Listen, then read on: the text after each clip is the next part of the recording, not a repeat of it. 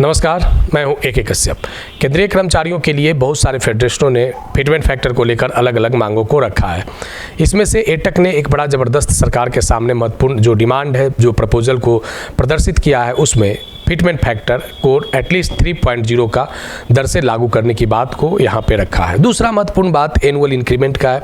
जो अभी तक सेंट्रल एम्प्लॉय को एनुअल इंक्रीमेंट के रूप में जो 3% मिलता है, उसे बढ़ाकर 6% करने की मांग इस तरीके का HCPC के सामने रखने की प्रस्ताव जो है वो देखा जा सकता है। तीसरा चीज़ यहाँ पे क्या है कि जो कम्यूटेड पेंशन है, जो 15 साल का कम्यूटेड पेंशन का जो टेन्योर होता है, उसे घटाकर 11 साल किया जाए। और साथ ही जो सबसे बड़ी महत्वपूर्ण मांगों में से एक मांग रहा है, वो HCPC में ओल्ड पेंशन स्कीम को भी रीस्टोर करने की बातें चल रहे हैं। आज इस वीडियो में महत्वपूर्ण रूप से इन्हीं टॉपिकों पे बात करेंगे कि किस तरीके से केंद्रीय कर्मचारियों के लिए अलग अलग फेडरेशन अपने मांगों को सरकार के सामने रख रहे हैं। HCPC का जो प्रपोजल है, आने वाले समय में कौन से कर्मचारी संघों का प्रपोजल को वहाँ पे शामिल किया जाता है, NCJCM किस तरीके के अपने बातों को वहाँ पे परफॉर्म करवा पाते हैं, यह एक बड़ा महत्वपूर्ण विषय है। क्योंकि केंद्रीय कर्मचारियों की तरफ से कर्मचारी फेडरेशन की जो बातें रखेंगे, वो NCJCM जो स्टाफ साइड होते हैं, वे अपने प्रपोजल को रखेंगे। लेकिन जो और जो फेडरेशन है, वह भी HCPC को लेकर बड़ा जो है वो सजग है और चाह रहे हैं कि केंद्रीय कर्मचारियों और पेंशनर्स के हित में सरकार कुछ अच्छा करे। इसी तरीके के एक जो संस्था है, काफ़ी पुरानी ऑर्गेनाइजेशन है, एटक, तो आप देख सकते हैं कि इसने बहुत महत्वपूर्ण रूप से 4 मांगों को रखा है। जो आप देख सकते हैं कि सबसे पहला जो महत्वपूर्ण जो डिमांड है कि किसी भी कंडीशन में जो है वह कम से कम एटलीस्ट जो है वो फिटमेंट फैक्टर 3.0 रखा जाए। क्योंकि सबसे ज़्यादा जो दिलचस्पी लोगों को है वो फिटमेंट फैक्टर को लेकर है। और फिटमेंट फैक्टर का डिमांड जो है 7th CPC में एवरेज 2.57 का लगा था। यानी इस बार लगभग अगर बात करें तो 0.43, यानी पिछले के कंपेयर के तुलना में 2.57 से इसे बढ़ाकर 3.0 के फिटमेंट फैक्टर करने का महत्वपूर्ण रूप से यहाँ पे मांगे हैं। अब यहाँ सरकार पे तो दबाव बनेगा कि आप बहुत सारे जब संस्थाएं इस एक स्वर में जब बातों को उठा रहे हैं कि फिटमेंट फैक्टर 3.0 होना चाहिए मिनिमम में, तो यानी आने वाले समय में इसको लेकर जो मांगे हैं वह और पुरजोर तरीके से रखेगा। और HCPC का जो कमिटी बना है, उस कमिटी को इस विषय पर NCJCM किस तरीके से अपने बातों को रख पाते हैं, ये सब प्रपोजल के आधार पर ये एक बड़ा महत्वपूर्ण विषय है। देखिए, यहाँ पे एक जो बड़ा महत्वपूर्ण मांगों में से रहा है, ये ओल्ड पेंशन स्कीम को रीस्टोर करने की बातें को यहाँ पे प्राथमिकता के साथ यहाँ पे रखा गया है।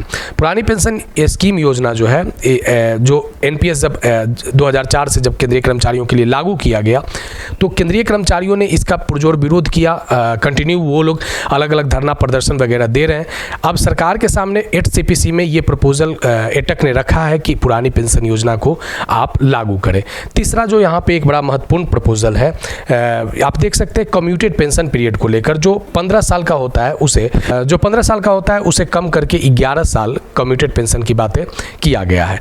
अब यहाँ पे 8वें वेतन आयोग में ये 3-4 जो महत्वपूर्ण मांगे हैं, ये किस तरीके से आने वाले समय में यहाँ पे आ सकता है, ये बड़ा महत्वपूर्ण रूप से एटक का प्रपोजल रहा है। अब यहाँ पे एक चीज़ को और जरा समझिए, एक बड़ा महत्वपूर्ण मांगे एनुअल इंक्रीमेंट का चल रहा है। एनुअल इंक्रीमेंट केंद्रीय कर्मचारियों को वर्ष में एक बार जनवरी में और कर्मचारियों को एक बार जुलाई में दिया जाता है। यानी कर्मचारियों के ज्वाइनिंग के आधार पर, अपॉइंटमेंट के आधार पर एनुअल इंक्रीमेंट जनवरी या जुलाई में एक ही बार लगता है बेसिक में, वह 3% का। इस बार जो एटक ने भी डिमांड को रख दिया है कि एनुअल इंक्रीमेंट कम से कम 6% होना चाहिए। या तो जनवरी में 3% और जुलाई में 3%, यानी 2 बार इंक्रीमेंट हो, और नहीं तो कम से कम जब एक ही बार अगर लगे तो 6% बेसिक पे में इंक्रीमेंट लगना जरूरी है। अब ये जो महत्वपूर्ण एक मांग है कि अगर 3% की जगह इसके अलग 3% अतिरिक्त अगर, यानी 6% अगर इंक्रीमेंट लगता है, तो इससे केंद्रीय कर्मचारियों की बेसिक पे में प्रति वर्ष एक अच्छा खासा वृद्धि देखने को मिलेगा, जिससे महंगाई भत्ते और राहत में भी जो दरें होते हैं, जो बेसिक पे के आधार पर गणना किए जाते हैं, उसमें भी वृद्धि होगा।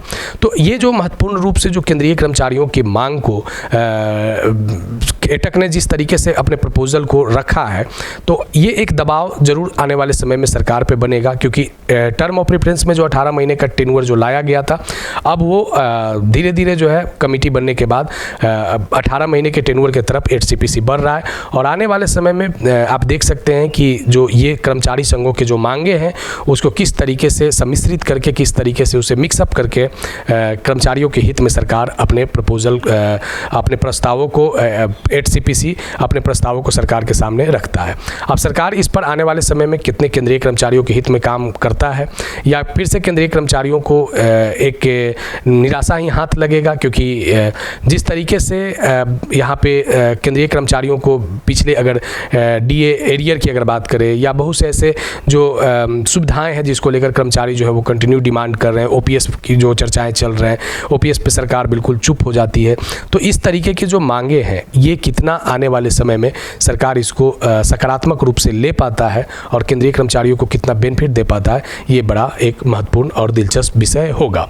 आज हमने इस वीडियो में इसलिए इस बातों को चर्चा में लाया था कि आने वाले समय में जो अलग अलग जो सरकारी संगठनों में कार्य कर रहे हैं, उन लोगों के लिए जो फेडरेशन बना हुआ है, वह किस तरीके से सरकार पर एक पॉजिटिव अप्रोच करने की कोशिश कर रहे हैं। तो ज़रूर आने वाले समय में अगर fitment factor, annual increment, OPS और कम्यूटेड की अगर बात होता है, अगर इसमें कुछ सुधार होता है तो वे केंद्र सरकार के कर्मचारी पेंशनर्स के लिए एक बड़ा खुशखबरी होगा। इसके आधार पर अगर राज्य एचसीपीसी लागू करेगा तो राज्य के भी कर्मचारी को भी इससे एक बेहतर सुधार उनके वेतन और सुविधाओं में हो सकता है। फिर हम आगे मिलेंगे नेक्स्ट वीडियो, नेक्स्ट टॉपिक में। अगर वीडियो अच्छा लगा है तो लाइक शेयर जरूर कीजिएगा। अगर कोई सुझाव होगा तो आप कमेंट में लिखिएगा। नए जुड़े हैं तो चैनल को जरूर सब्सक्राइब करके बेल आइकन को दबा दीजिएगा। मिलेंगे आगे नेक्स्ट वीडियो, नेक्स्ट टॉपिक में। धन्यवाद।